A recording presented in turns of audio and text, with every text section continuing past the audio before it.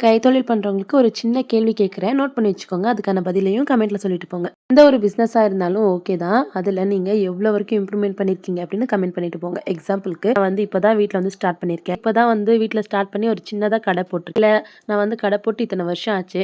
இவ்வளோ வந்து இம்ப்ரூவ்மென்ட் பண்ணியிருக்கேன் அப்படின்னு இருக்கும் இல்லையா? அத வந்து கமெண்ட் சொல்லிட்டு போங்க. ஸோ நானும் தெரிஞ்சுக்கிறேன். மத்தவங்களும் தெரிஞ்சுக்கட்டும். ஸோ கைத்தொழில் பண்றவங்களுக்கு ஒவ்வொரு நாளும் உயர்வு வந்து கண்டிப்பா தேவை.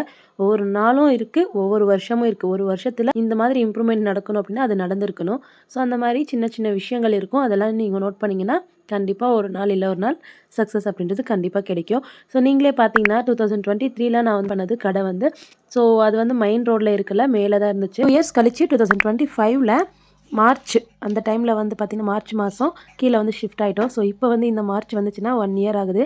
ஸோ நல்லா இருக்குல்ல, நம்ம கொஞ்சம் கொஞ்சமா இம்ப்ரூவ்மெண்ட் சின்ன சின்னதா ஆனாலே பரவால்ல. போதுமானது. அதுவே போதுமானது. சின்ன சின்ன ஒரு விஷயத்த பண்ணாலே போதுமானது. ஸோ நீங்களும் ட்ரை பண்ணி பாருங்க. புடிச்சிருந்தா லைக் பண்ணுங்க. Thank you.